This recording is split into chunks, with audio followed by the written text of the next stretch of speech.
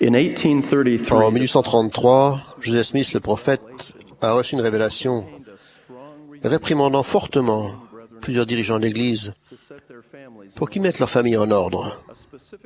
Une expression de cette révélation m'a fourni le thème de mon discours, plus diligente et plus occupée chez elle.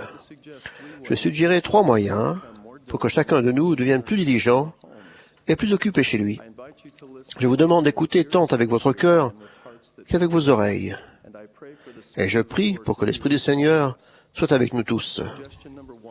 Suggestion numéro 1, exprimer son amour et le démontrer. Nous pouvons commencer à devenir plus diligents, plus occupés chez nous, en disant à nos êtres chers que nous les aimons. Il n'est pas nécessaire de faire des déclarations fleuries ou longues. Nous devons simplement exprimer sincèrement et souvent notre amour. Mes frères et sœurs, quand, pour la dernière fois, avez-vous pris votre conjoint éternel dans vos bras et lui avez-vous dit « Je t'aime » ? Parents, quand, pour la dernière fois, avez-vous exprimé sincèrement votre amour à vos enfants ? Enfants, quand, pour la dernière fois, avez-vous dit à vos parents que vous les aimez ? Chacun de nous sait déjà que nous devrions dire à nos êtres chers que nous les aimons. Mais ce que nous savons ne se traduit pas toujours par des actes. Peut-être sommes-nous peu sûrs de nous, gauches ou même peut-être un peu gênés. Comme disciples du Sauveur, nous ne nous efforçons pas seulement d'en savoir plus. Nous devons aussi constamment en faire davantage, ce que nous savons être juste, et devenir meilleurs. Nous devons nous rappeler que le fait de dire « je t'aime » n'est qu'un début. Nous devons le dire, nous devons le penser quand nous le disons, et surtout nous devons le montrer régulièrement. Nous devons exprimer notre amour et aussi en donner la preuve. Le président Monson a donné récemment le conseil suivant, je le cite. « Souvent, nous supposons que les gens autour de nous doivent savoir combien nous les aimons. Mais nous ne devons jamais supposer. Nous devons le leur faire savoir. Nous ne regretterons jamais les mots gentils que nous aurons prononcés ou l'affection que nous aurons montrée. Nous aurons plutôt des regrets si nous omettons cela dans nos rapports avec les gens qui comptent le plus pour nous. » Fin de citation. Parfois, dans un discours, un témoignage de Raymond Sansen, nous entendons dire « Je sais que je ne dis pas assez souvent à ma femme combien je l'aime. Aujourd'hui, je veux qu'elle, mes enfants et vous tous sachiez que je l'aime. » Cette expression d'amour peut être bonne, mais quand j'entends cela, cela me met mal à l'aise, et je m'exclame intérieurement, ce n'est pas à l'Église que la femme et les enfants devraient entendre ces déclarations, apparemment rares et privées. J'espère que les enfants entendent et voient régulièrement dans la vie quotidienne leurs parents s'exprimer mutuellement leur amour. Cependant, si la déclaration publique d'amour à l'Église est un peu surprenante pour la femme et pour les enfants, alors oui, il est nécessaire d'être plus diligent et plus occupé chez soi. La relation entre l'amour et l'action appropriée est souvent démontrée dans les Écritures et illustrée par le commandement que le Sauveur a donné à ses apôtres. « Si vous m'aimez, gardez mes commandements. » Tout comme notre amour du Sauveur et pour le Sauveur est démontré par le fait que nous marchons toujours dans ses voies, de même, notre amour pour notre conjoint, nos parents, nos enfants, se reflète très fort dans nos pensées, nos paroles et nos actes. C'est une grande bénédiction que de ressentir la sécurité et la constance de l'amour du conjoint, d'un des parents ou d'un enfant. Cet amour nourrit et entretient la foi en Dieu. Cet amour est source de force et bannit la crainte. Chaque être humain le désire.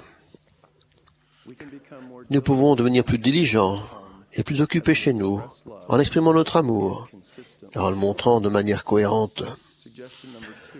Suggestion numéro 2.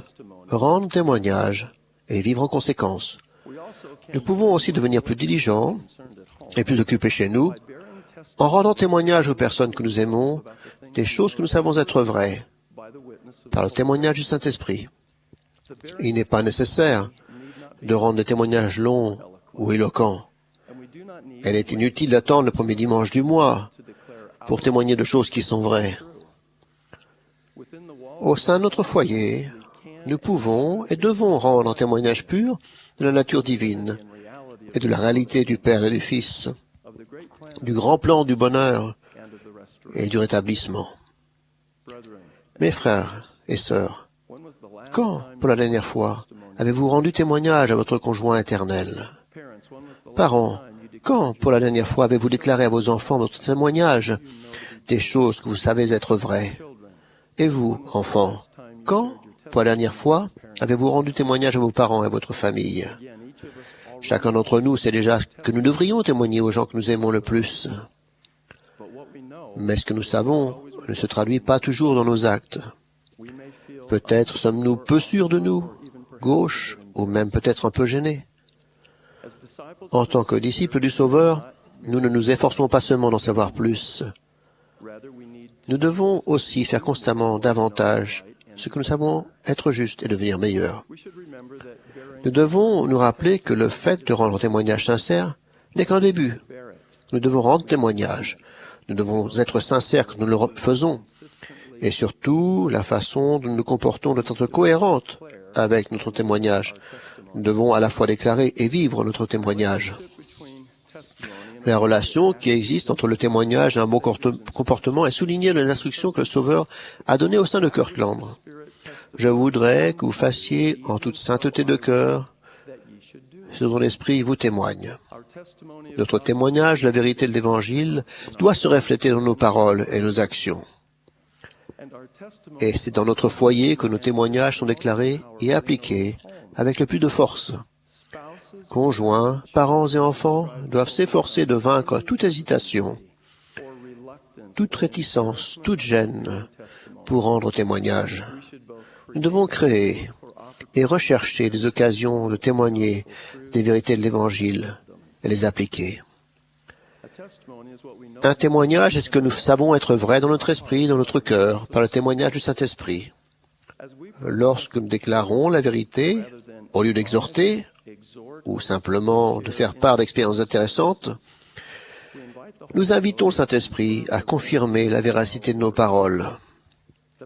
Le pouvoir du témoignage pur ne tient pas de belles phrases ou un exposé efficace, mais il est le résultat de la révélation transmise par le troisième membre de la divinité, le Saint-Esprit. C'est une grande bénédiction de ressentir la force, le soutien et la constance du témoignage d'un conjoint, d'un des parents ou d'un enfant.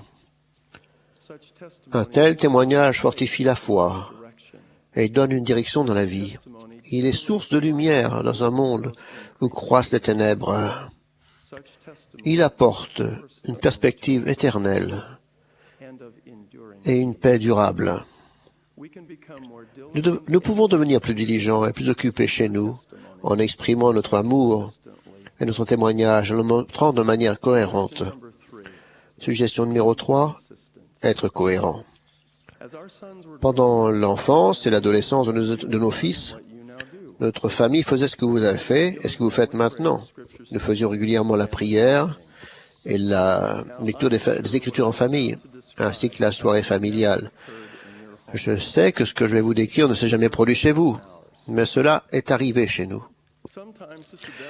Sœur Bednar et moi, nous nous sommes parfois demandé si nos efforts pour faire ces choses d'une importance spirituelle en valaient la peine. De temps en temps, la lecture de versets d'Écriture était accompagnée d'éclats de voix tels que « Il n'arrête pas de me toucher ». Dites-lui d'arrêter de me regarder. Maman, il m'énerve. Des prières. Ça a dû arriver aussi chez vous si vous le riez. Les prières sincères étaient de temps en temps entrecoupées de ricanements et de coups de coude. Et avec des garçons remuants et turbulents, les leçons de soirée familiale ne produisaient pas toujours un haut degré d'édification. Sœur Bednar et moi étions parfois exaspérés parce que les habitudes justes que nous nous efforcions tant de créer semblaient ne pas donner les résultats spirituels immédiats que nous voulions et escomptions.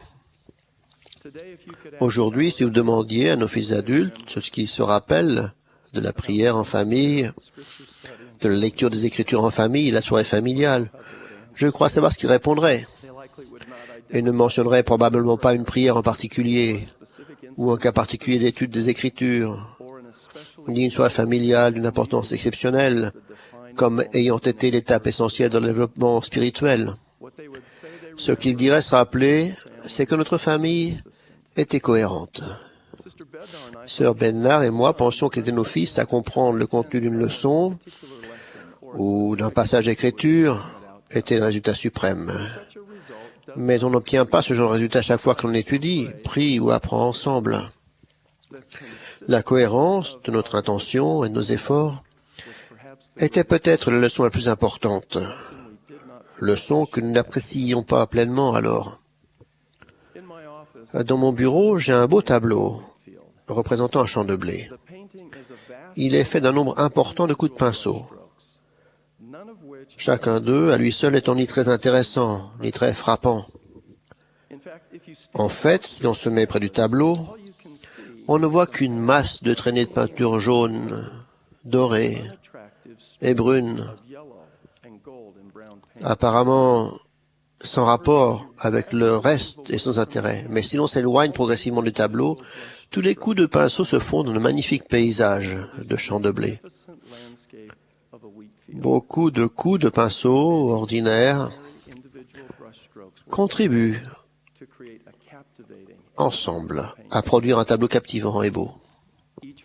Chaque prière en famille, chaque occasion de lire les Écritures en famille et chaque soirée familiale est un coup de pinceau. C'est la toile de notre âme.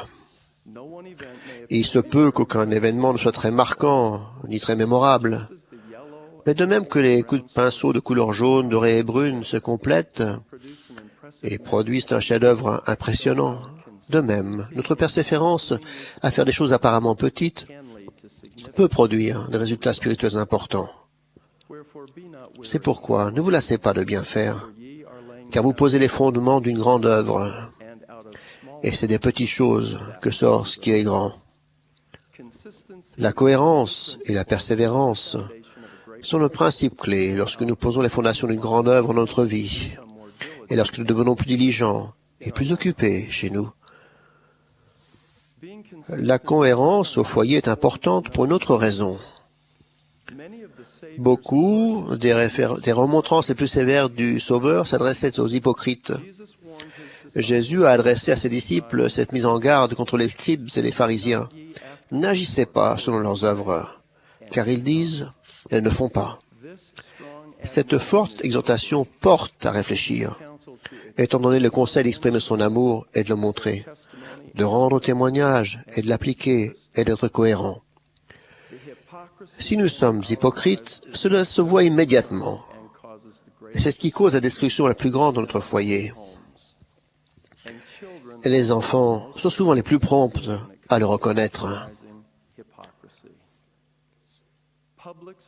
L'hypocrisie, ce sont des déclarations publiques d'amour quand il n'y a pas d'acte d'amour en privé au foyer. Et cela affaiblit les fondations d'une grande œuvre. Le fait de rendre témoignage en public, quand il n'y a pas de fidélité ni d'obéissance au foyer, est de l'hypocrisie. Et cela sape les fondations d'une grande œuvre. Le commandement « Tu ne porteras point de faux témoignages » s'applique très précisément à ce qu'il y a d'hypocrite en chacun de nous. Nous devons être et devenir plus cohérents. Sois un modèle pour les fidèles, en parole, en conduite, en charité, en foi, en pureté, en demandant l'aide du Seigneur et avec sa force. Nous pouvons réduire progressivement la disparité entre nos paroles et nos actes, entre l'expression verbale de notre amour et son expression par nos actes, et entre le témoignage que nous rendons et la fermeté avec laquelle nous le vivons.